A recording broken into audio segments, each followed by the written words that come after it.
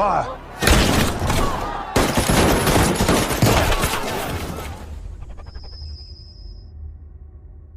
दोस्तों, अगर अंग्रेज भारत नहीं आते तो कैसा होता आज का भारत। तो चलिए जानते हैं कि अगर अंग्रेजों ने भारत पर राज नहीं किया होता तो क्या आज भी भारत इतना विकसित होता या नहीं।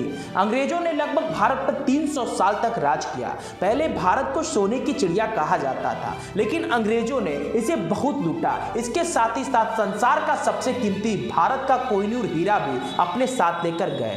दोस्तों, कुछ लोग का मानना है अगर अंग्रेज भारत नहीं आते तो भारत का इतना विकास नहीं होता। तो क्या भारत के लोग आज भी हाथ पे हाथ रखे बैठे होते या वो कोई काम करते। दोस्तों, आज भारत ने पूरे विश्व में अपनी जगह बनाकर रखी है, तो क्या वो भी अंग्रेजों की ही देन है। लेकिन हकीकत क्या है, इसका जवाब जानेंगे इस वीडियो में। तो नमस्कार दोस्तों, आप सभी का स्वागत है हमारे चैनल अल्फा नॉलेज में। दोस्तों, पूरे इतिहास में भारत की छवि हमेशा बदलती रही है, क्योंकि इसकी सीमाएं घटती और बढ़ती रही। बहुत कठिनाइयों में लड़ते लड़ते हमारा देश भारत बना।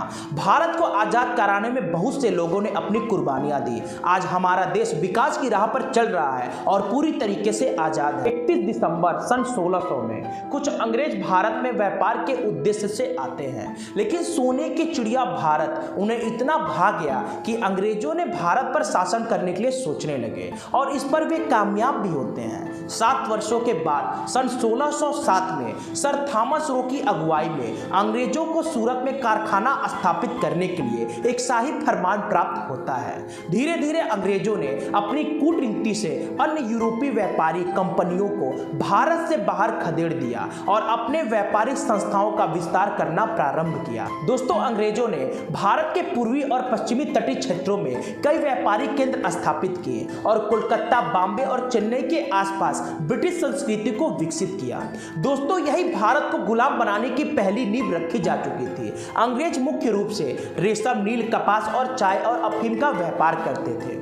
व्यापार के दौरान अंग्रेज ने देखा कि भारत सामाजिक, राजनीतिक और आर्थिक तौर पर बिल्कुल ही अस्त व्यस्त है तथा लोगों में आपसी मतभेद है, और इसी मतभेद को देखकर अंग्रेजों ने भारत पर शासन करने की दिशा में सोचना प्रारंभ किया। सन 1750 के दशक तक ईस्ट इंडिया कंपनी ने भारतीय राजनीति में हस्तक्षेप करना शुरू कर दिया था। 1757 में प्लासी की लड़ाई में रॉबर्ट क्लाइव के नेतृत्व में ईस्ट इंडिया कंपनी ने बंगाल के नवाब रियाज उद दौला को पराजित कर दिया। इसके साथ ही साथ भारत में ईस्ट इंडिया कंपनी का शासन भी स्थापित हो गया। सन 1857 के पहले स्वतंत्रता आंदोलन या फिर कहे कि पहले विद्रोह के बाद सन 1858 में भारत में ईस्ट इंडिया कंपनी की विदाई हो गई। विदाई के बाद ब्रिटिश क्राउन का भारत पर सीधा नियंत्रण हो गया, जिसे ब्रिटिश राजा के नाम से जाना जाता था। दोस्तों, अंग्रेजों ने भारत पर लगभग 300 साल तक राज किया। आपको क्या लगता है कि भारत को सोने की चिड़िया क्या ऐसे ही कहा जाता है। भारत में सोने, चांदी, हीरे और खजाने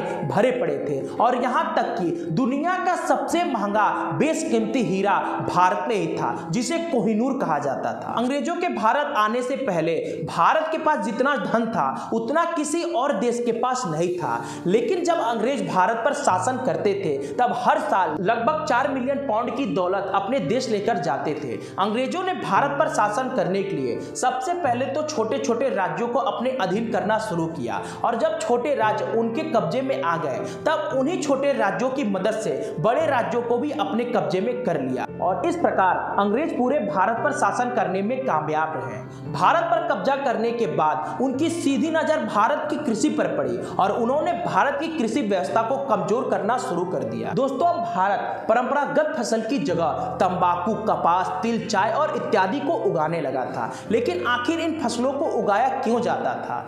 क्योंकि इन फसलों से अंग्रेजों को इंटरनेशनल मार्केट में बहुत ही ज्यादा मुनाफा होता था। अंग्रेजों ने जमींदारों से उनकी जमीन छीन ली और उन जमीनों के लिए नए जमींदार बनाए, जो कि जमींदार उनके हर एक हुक्म को पालन करते थे, और फिर लगान की दरों में बढ़ोतरी कर दी गई, जिससे पहले से डूबे हुए किसानों की हालत और भी खराब हो गई। लेकिन दोस्तों, अगर अंग्रेज भारत नहीं आते तो आज भारत देश कृषि क्षेत्र में सबसे ऊपर होता। दोस्तों, अंग्रेजों ने कपड़ा बनाने के लिए भारत से कच्चा माल सस्ते में खरीदा करते थे और फिर उसी माल को तैयार करके वो भारत में ही ज्यादा दामों पर बेचा करते थे। फिर अंग्रेजों ने कपड़ा बनाने की मशीन भारत में ही लगवा दी। इससे उन्हें यह फायदा हुआ कि मजदूर उन्हें कम पैसों में मिल जाया करते थे। अंग्रेजों ने इस तरह से भारत के कपड़ा व्यापार को पूरी तरीके से खत्म कर दिया। दोस्तों, हमारा देश आर्थिक रूप से काफी कमजोर होता जा रहा था, जिस वजह से हमारा देश पूरे विश्व में एक समय में निर्यातक यानी कि एक्सपोर्टर के रूप में जाना जाता था।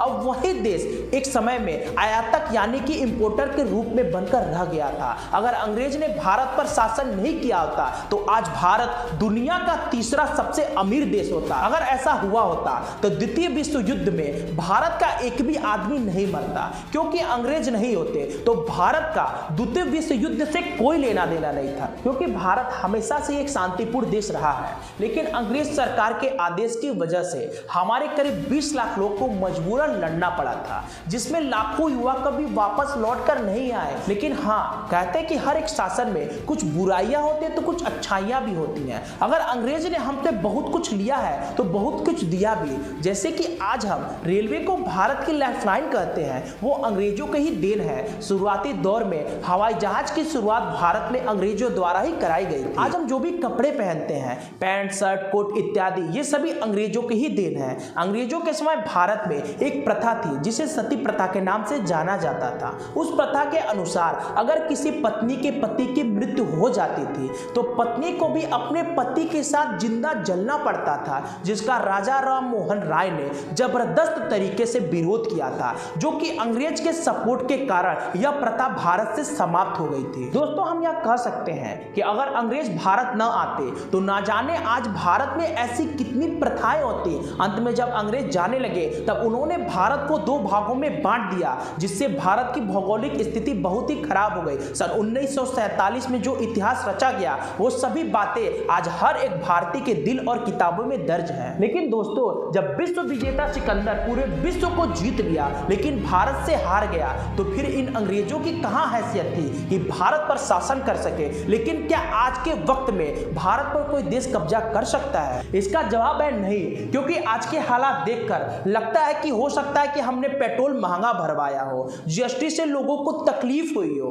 पर इस सरकार ने एक राष्ट्र के रूप में हमें बहुत ही सुरक्षित कर दिया है। आज हमारे पास विश्व की जानी मानी सेना है जो दुश्मन के घर में घुसकर दुश्मन को मारती है। आज वो सेना है जिसकी आंखों से आंख मिलाने में चीन क्या पूरा विश्व घबराता है। दोस्तों, यह वीडियो आपको कैसी लगी हमारे कमेंट सेक्शन में जरूर लिखिएगा। दोस्तों, ऐसी मोर इंटरेस्टिंग वीडियो देखने के लिए हमारे चैनल को सब्सक्राइब करिए, वीडियो को लाइक करिए, शेयर करिए। मिलता है नेक्स्ट वीडियो में। नमस्कार।